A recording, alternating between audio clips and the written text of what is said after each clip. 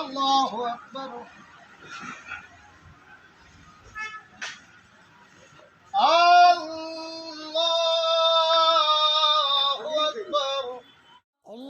गोड़ लगातानी समाचार बटुए कुरान सरैया से। रिपोर्टर बानी वरिष्ठ पत्रकार संजय उपाध्याय जी चंद्रशेखर सिंह। खबर के हेडलाइन सुनी। बक्सर जिला के कुरान सरैया में प्रशासनिक इफ्तार पार्टी के भइल आयोजन। प्रशासन के अलावे आम जनता भी भइले शरीक। खबर का बटुए विस्तार से जानी। जहां सूबा के मुख्यमंत्री काल यानी 22 तारीख के इफ्तार पार्टी के आयोजन कैनी, साथे साथे राबड़ी आवास यानी राजद आवास पे भी इफ्तार पार्टी के आयोजन कैल गए, जेकर झलक भोजपुरिया समाचार उरा सबके खबर में दिखाई। खबर के अंत तक बनल रही। ओहिजे बक्सर जिला के कुरान सराय में भी इफ्तार पार्टी के आयोजन कैल गए। यह इफ्तार पार्टी के आयोजन हमेशा चर्चा में रहे वाला थानेदार जुनैद आलम कैनी। यह इफ्तार पार्टी में कायाम का खास सब लोग के शरीक यानी शामिल कैल गए। इफ्तार पार्टी के आयोजन खातिर विधिवत सब लोग के संपर्क करके टेलीफोन के माध्यम से या खुद जाके जुनैद आलम जी बुलैनी। एकरा में पत्रकार से लेकर के या साथे साथे आम जनता तक भी शरीक भइले। तमाम प्रकार के व्यंजन एहिजा इफ्तार पार्टी में परोसल गई। मौलाना भी यह कार्यक्रम में शामिल भइनी। साथे साथे यह रोजा के इफ्तार पार्टी में मौलाना साहेब का कहनी भोजपुरिया समाचार उहो दिखाई। रोरा खबर के अंत तक देखो। इफ्तार पार्टी के आयोजन में मौलाना साहेब कहनी कि पाके रमजान के महीना इस शुद्ध महीना हटुए। यह रोजा रमजान के पर्व में जे कोनो व्यक्ति एक घूंट पानी भी पिला दी, जे रोजेदार यानी जे रोजा रखले बटुए घूंट पानी भी पिला दी केहू प्यासा के तो ओकरा जन्नत मिली, ऐसन कहल गईल बटुए। मौलाना साहेब बतैनी कि कुरान शरीफ में ही वर्णित बटुए रमजान के त्यौहार लगभग 20 दिन से ऊपर हो चुकल बटुए। यह कार्यक्रम में शरीक होके खातिर प्रशासन के लोग भी आइल।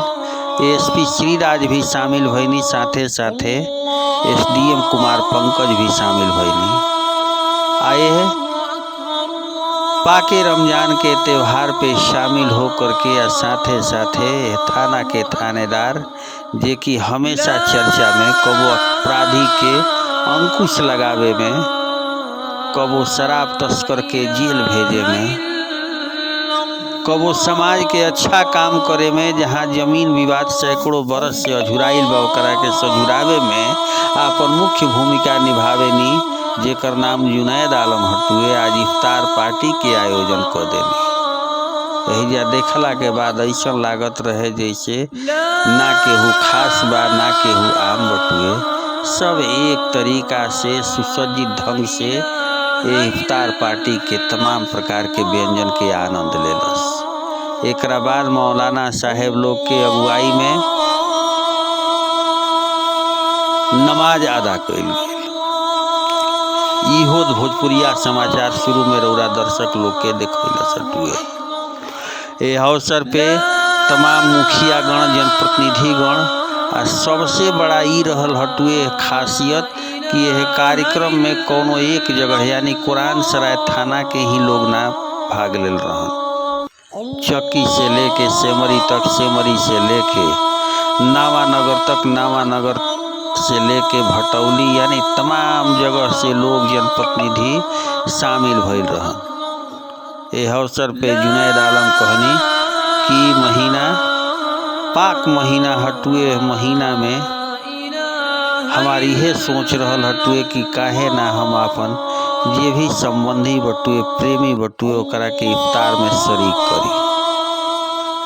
सफ़ेद ड्रेस में इफ्तार पार्टी का आयोजन होगा जी। महत्व बटुए इसकी बहुत महत्वपूर्ण है ना, इसका बहुत सवाब है। इसलिए कि अल्लाह के रसूल सल्लल्लाहु अलैहि वसल्लम ने इरशाद फरमाया कि जो इफ्तार कराता है एक घोंट पानी से भी, उसे भी अल्लाह ताला उतना ही अजर अता फरमाता है जितना कि एक रोज़ेदार को अल्लाह ताला अजर अता फरमाता है। इसलिए एक मुसलमान दूसरे मुसलमानों को एक मोहब्बत के तौर पर रोज़ा खुलवाते हैं। लेकिन यहाँ पर तो सभी धर्म के लोग शामिल हैं। सारे लोग, ये एक मोहब्बत का पैगाम है कि सारे लोगों को इकट्ठा करके के इस अहम त्यौहार के मौके पर सारे लोगों के एक जा करके रोज़ा की इफ्तार पार्टी करते हैं, ताकि सारे लोग, हमारे सारे भाई हैं, सारे लोग शरीक हो सकें और सबको इसका फ़ायदा मिल सके। आज रोजा का अंतिम दिन रहा या फिर अभी चलेगा ये रोजा? अभी और चलेगा, इसलिए कभी आज तो 20 रोज़े हुए हैं, अभी 9 से 10 रोज़े और बचे हुए हैं। अभी बिहार में भी ये आज ही के दिन मनाया जा रहा है, इसके पीछे कुछ कारण है? नहीं, ऐसी कोई बात नहीं है। सारे लोग अपनी अपनी खुशी के एतबार से जिसको जब सहूलियत मिलती है इस महीने में, जब भी मना सकते हैं। इसलिए कभी और 9 रोज़ बचे हुए हैं, इस 9 रोज़ में और भी लोग मना सकते हैं, रोज़ाना भी मना सकते हैं। जब जिसको अल्लाह ताला ने जितनी इस्तेताअत दी है उस हिसाब से सारे लोगों को बुला रोजा का महत्व क्या है, थोड़ा सा इस पर? रोज़ा का बहुत अजर व सवाब है ना। इसको अल्लाह के रसूल सल्लल्लाहु अलैहि वसल्लम ने इरशाद फरमाया कि जो रोज़ा रखता है अल्लाह ताला उसके बहुत करीब होता है और इसकी दुआओं को अपनी बारगाह में कबूल करता है। रोजे में क्या करना पड़ता है? रोज़े में ये है कि अल्लाह की रज़ा के लिए दिन भर भूखा और प्यासा रहना है और अल्लाह की रज़ा के लिए अल्लाह की इबादत और रियाज़त करनी है इंसान को। कितने दिन तक? और 1 महीने तक।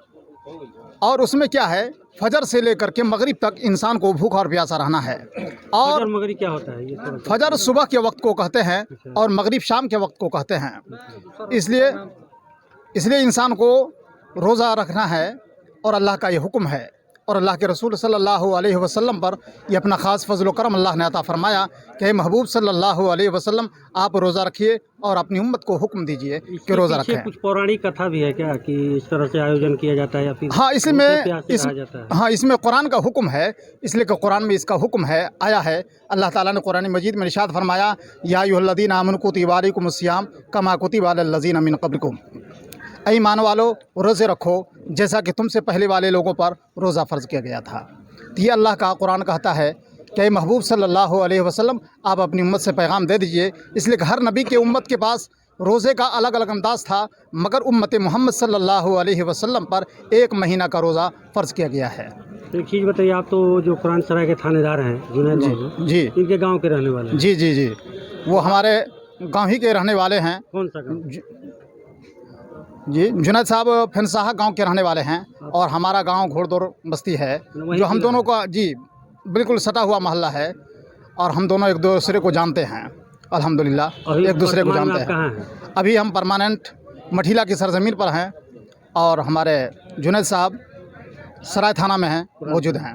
जी तो इस तरह से इतना बड़ा आयोजन इतने बड़े स्तर पे हुआ, जी, तो कितनी खुशी महसूस हो रही है बहुत आपको खुशी और आपके कौम के लोग? जी, सारे लोगों को खुशी है कि जुनैद साहब ने ये आयोजन करके गए, सारे लोगों को इकट्ठा किया है और बहुत सारे लोगों की तरफ से उनको दुआएं हैं कि अल्लाह ताला उनको दुनिया में भी इसका अजर अता फरमाए और आखिरत में भी इसका अजर अता फरमाए।